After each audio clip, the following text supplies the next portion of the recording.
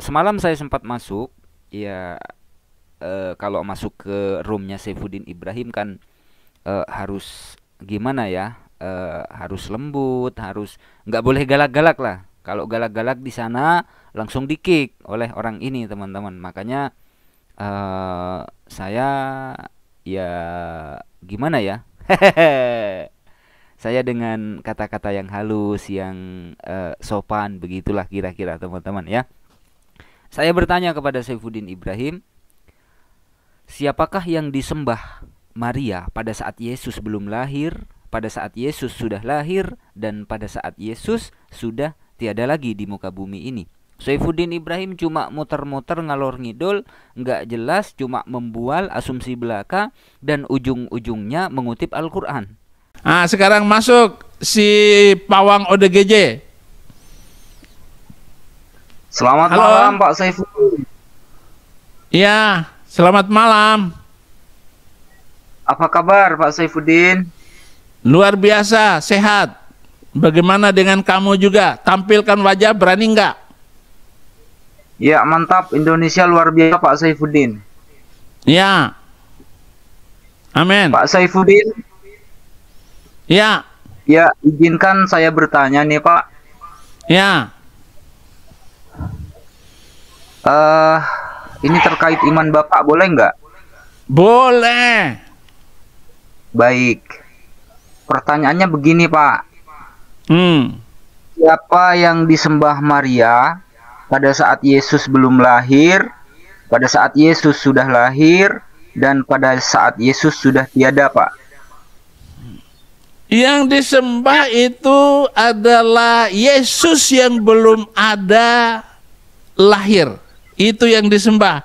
Dialah yang awal dan yang akhir, tetapi belum menampakkan diri. Maka di dalam surat ke-57 ayat 3, huwal awwal wal akhir wal zahir wal batin wa huwa ala kulli syai'in qadir.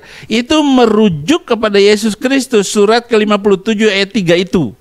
Jadi kamu harus tahu itu.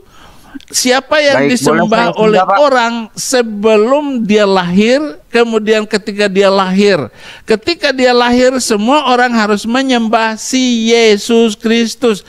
Maria juga berdoa untuk Yesus Kristus. Maka ketika 3 orang dari Majus, yaitu orang-orang yang datang berdasarkan ramalan bintang dan melihat bintangnya itu akan lahir Mesias, Raja segala raja, Yesus Kristus itu, dia membawa kemenyan, membawa mur, dan membawa emas permata untuk kelahiran Yesus. Itu masih bayi saja. Dalam keadaan bayi saja sudah disembah.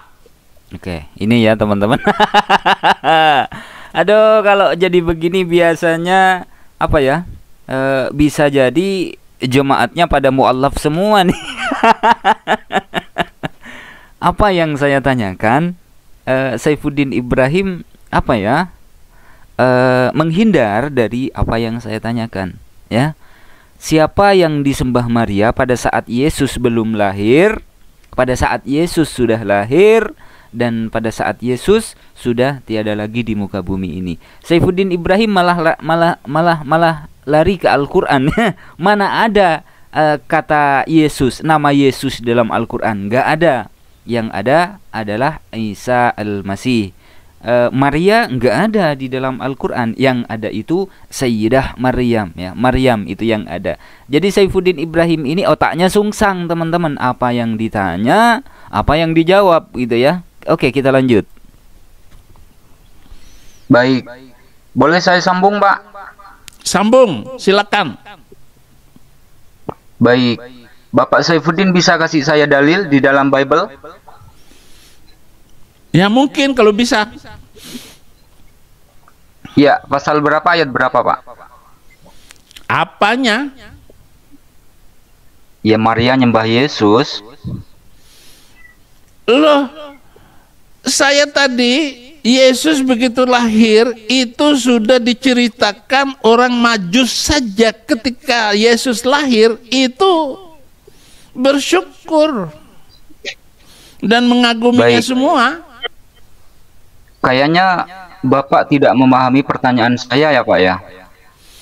saya paham arah pertanyaan kan sama semua. Pertanyaan kadrun seluruh dunia hanya berbicara masalah ketuhanan Yesus Kristus, bukan ajarannya, bukan perumpamaannya, dan bukan mujizat-mujizat yang dilakukan oleh Yesus Kristus. Seluruh pertanyaan kalian itu mulai dari zaman Mamat sampai hari ini hanya ngomongin tentang ketuhanan Yesus. Nggak ada yang mendasar dari pertanyaannya itu. Nih si mulut bocor teman-teman, nggak ada yang mendasar dari pertanyaan itu katanya.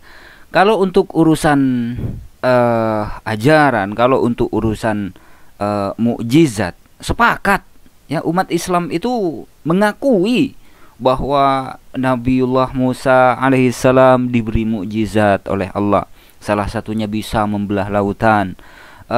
Mukjizat yang diberikan oleh Allah kepada Nabi Isa alaihissalam atau Yesus, bisa menghidupkan orang mati atas izin Allah, menyembuhkan orang sakit dan lain sebagainya. Itu mukjizat dari Allah yang diberikan untuk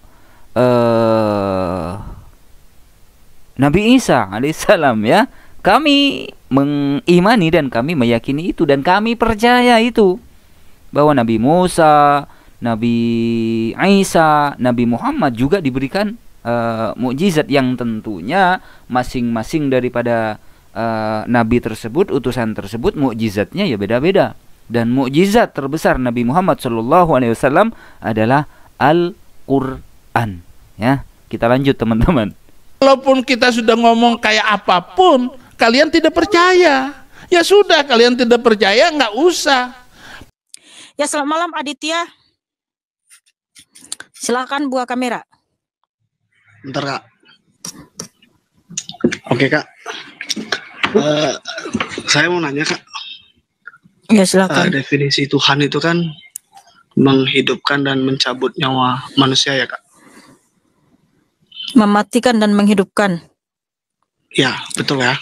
Ya, di Ulangan 32 ayat 39 Tuhan berfirman, akulah yang mematikan dan menghidupkan, akulah yang meremukkan dan menyembuhkan. Oke, itu kita kunci dulu ya. Berarti intinya Tuhan mencabut dan menghidupkan manusia. Terus yang mau saya tanyakan, Bunda Maria itu yang mencabut nyawanya siapa Kak? Jangankan Bunda Maria, siapapun yang percaya kepada Tuhan Yesus, Tuhan berfirman, Matius 16 ayat 18, aku akan mendirikan gerejaku dan alam maut tidak akan menguasainya. Jadi tidak ada Bunda Maria mengalami maut, tidak ada mengalami kematian, tapi dia ada di surga. Oh, berarti Bunda Maria itu nggak mati Kak ya? Ya makanya saya tadi katakan, jangankan Bunda Maria, kita yang manusia ini percaya kepada Tuhan Yesus, hidup dalam Tuhan Yesus, tidak akan mengalami maut, tidak akan mengalami kematian. Karena apa?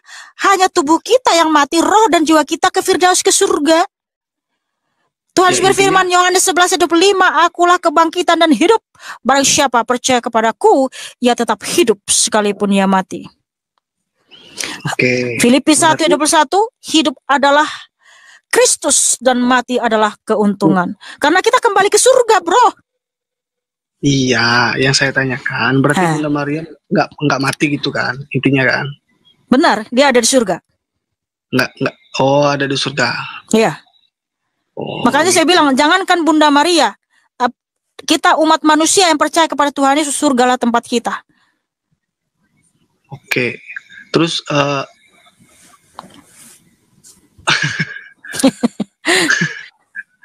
aduh. Nggak usah bingung, saudaraku, Tuhan sebaik dan mengasihimu. Ya itu kan kita kan beda kepercayaan Kak. Aku Muslim. Ya ya kalau kamu pun nggak percaya nggak apa-apa. Tuhan tetap mengasihimu karena Dia adalah kasih. Allah itu kasih. Dia mengasihimu bukan tergantung siapa dirimu, karena memang Dia adalah kasih. Berarti nggak. Coba ceritain tentang kisahnya Bunda Maryam Kak. Kok dia nggak mati? Kok dia diangkat ke surga menurut agama Kakak? Karena Tuhan berfirman tadi, Matius 16 ayat 18, aku akan mendirikan gerejaku dan alam maut tidak akan menguasainya. Jadi siapa gereja itu? Kita ini yang percaya kepada Tuhan Yesus, yang mengikut Tuhan Yesus. Bunda Maria itu pengikut Tuhan Yesus. Bahkan dia adalah wanita yang terpilih untuk kedatangan Mesias. Jadi dia adalah wanita yang paling berbahagia di dunia ini. Lukas 1 ayat 40 sampai 52 Maria berkata, akulah wanita yang paling berbahagia di dunia ini. Segala keturunan akan menyebut aku berbahagia. Karena apa? Dia adalah wanita yang terpilih. Jadi gak usah kamu tanyakan lagi Bunda Maria ada di mana. Sudah tentu surga adalah tempatnya. Nggak, maksudnya ada nggak di Alkitabnya dibilang Yesus Maria nggak mati gitu loh, diangkat di surga gitu loh. Tadi sudah jelas Matius 16:18. Siapapun gereja itu tidak akan mengalami maut, sudah jelas sih. Makanya aku bilang, ngapain lagi kamu tanya Bunda Maria? Udah jelas Bunda Maria itu ada di surga. Iya, itu kan ini kali Bang Aditya, maksud abang dari pertanyaan abang, kok tega Tuhan mencabut nyawa ibunya gitu aja terus terang. Betul. Nah itu. Betul. Sekarang gini, mohon maaf ya Bang ya. Suatu saat ya abang akan meninggal nggak? Meninggal.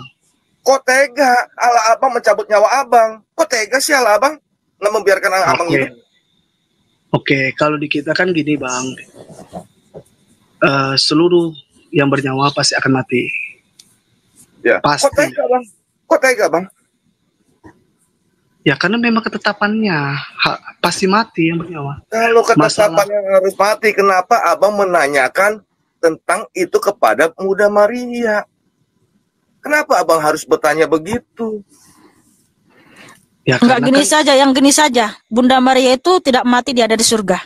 Sudah jelas tadi ayatnya, Matius 16:18 tidak akan mengalami maut. Maut itu kan kematian. Sudah jelas firman Tuhan dan kami percaya. Dan sudah terbukti Tuhan itu memberikan kehidupan. Ketika Tuhan turun ke alam maut, dia membebaskan manusia-manusia yang telah mati dahulu. Makanya jangankan Bunda Maria. Udah ya, terima kasih. Tuhan memberkatimu.